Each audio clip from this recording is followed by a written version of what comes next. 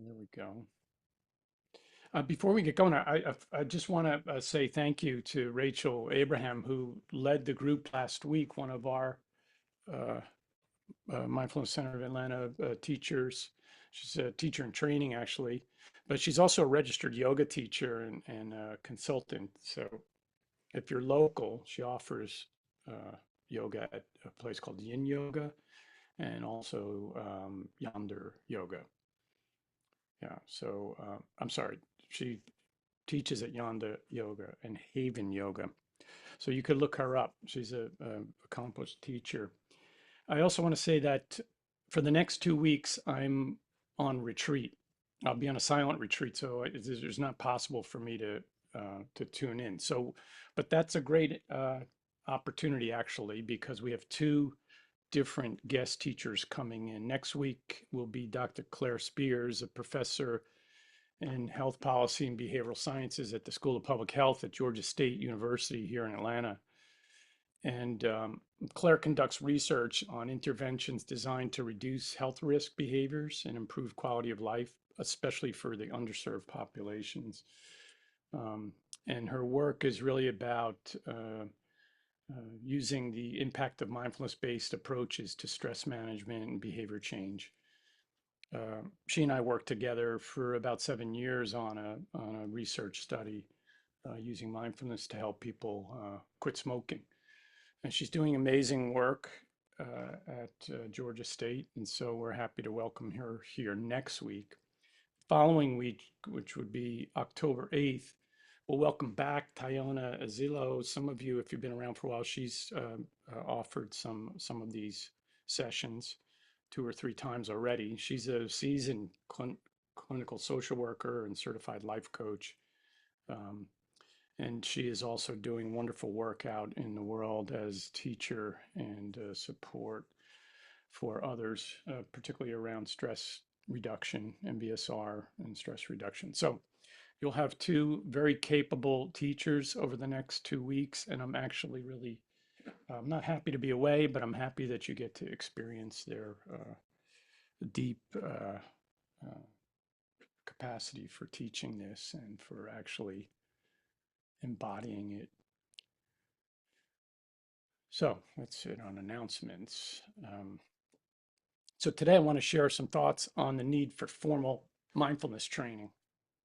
I know I'm preaching to the choir because you're coming here to whatever degree of consistency, but it's good. It's a good reminder for all of us about the value of committing on some level to a disciplined practice so that there's consistency and repetition in our mindfulness practice. And a lot of the research points to uh, the value of consistency and repetition. It's how we make changes and how we learn things. Um, so, on the one hand, mindfulness is simple. It's about paying attention on purpose in the present moment without judgment. But learning to practice well and consistently is not always that easy. Of course, any one of us can be mindful or aware at any time. You don't need mindfulness practice to do that. However, when we do engage in a more formal practice of mindfulness, it can help cultivate this, what is otherwise a natural ability. So allowing you to become even more aware, more present, less judgmental. So while mindfulness or awareness itself is a kind of universally accessible state of mind, we still benefit from being supported by more formal training because, as we all know, being more consciously aware is not always easy, and many aspects of our lives compete for our attention, so it's hard to kind of be consistent. In his book, Meditation, a Practice Guide, the Buddhist scholar Bikram Analayo, he says that mindfulness has to be established. It's not just a quality that is present anyway in any type of experience, but we must work on it. We must establish it. So in that sense, mindfulness is both a skill set that we can practice and also a way of living.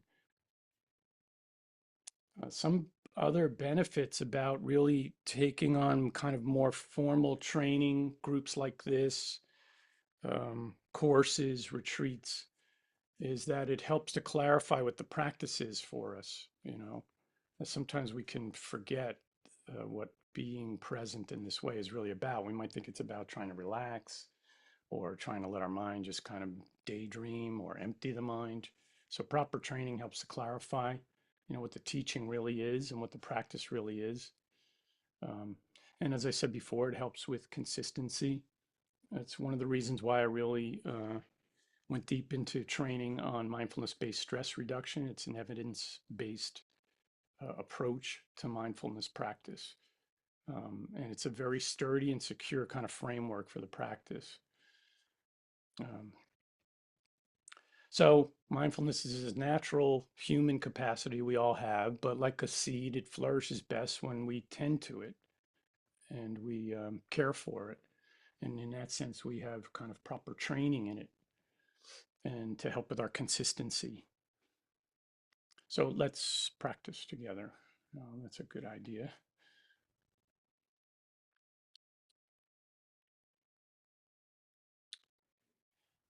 So I mean, remember, we call it mindfulness, but it's a full body practice. So we start in terms of the guidelines, you know, with really attending to our own posture, sitting in a stable, upright, but relaxed position, whether you're on a chair or a cushion, and tuning into where there's that groundedness in your sitting position, feet flat on the floor, buttocks in the chair, and then resting the hands gently, maybe one on top of the other in the lap, or resting them on the legs, palms facing down or facing up.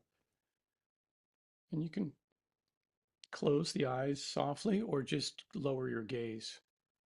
You know, sometimes closing the eyes makes us very sleepy and not aware in that sense, or it can even be anxiety producing. So, you know, just adjust accordingly.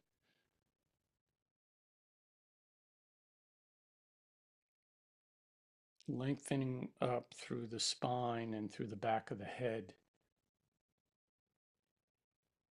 so that there's a sense of ease, but also a sense of wakefulness and uprightness, you know, to whatever degree your body at this time that you're able to do that. And we're doing all of this not in kind of a forced way or a stiff way, but with a sense of softness and relaxation.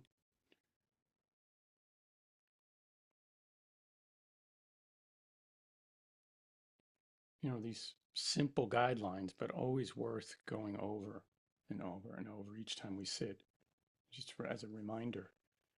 What are we doing that we're bringing this gentle attention to a present moment object of awareness? Let's, like the breath, let's use the breath.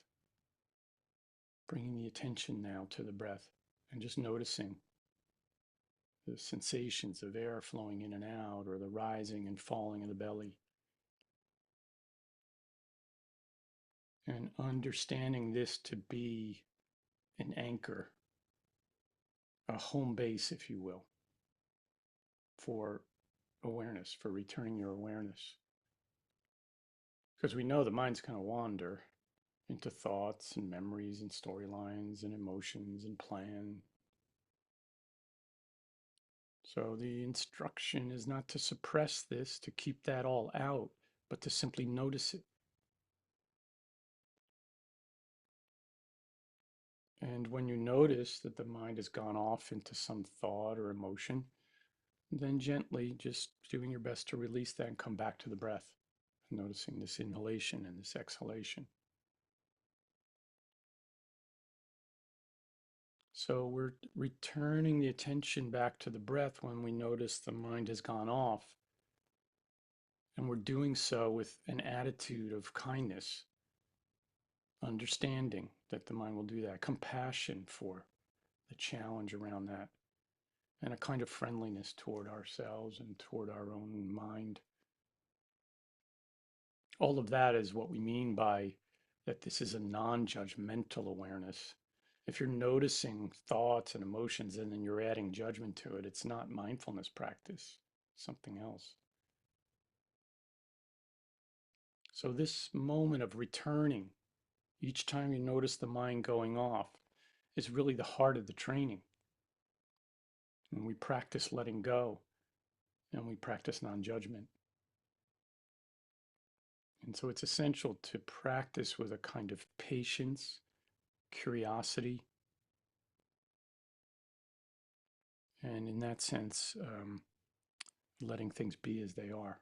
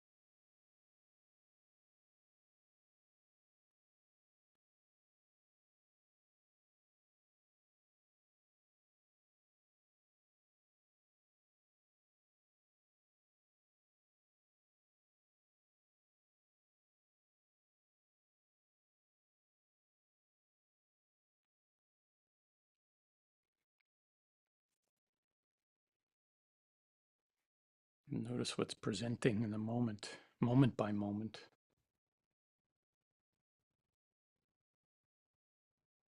And adopting this attitude, it's recommended in the guidelines that we maintain a non-judgmental awareness, compassion, you could say, even towards yourself as you experience yourself clinging to and rejecting.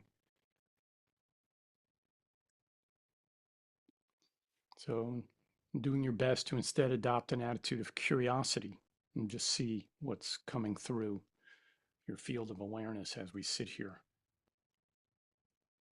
and noticing how that changes moment by moment by moment. And perhaps letting go as best you can the habit of rushing to liking or disliking that which you're noticing. Oh, that's really interesting. I don't know that maybe I should think about that some more, or that's really horrible. Let me push that away. But there's a time and place to evaluate and to reflect on and to analyze. But here, the practice, it's a very radically different way of being for this time of formal practice, that we just notice what is without having to categorize it, to put our like or our dislike for it on it. So divesting from the pro, con, good or bad, left or right, and simply just being curious.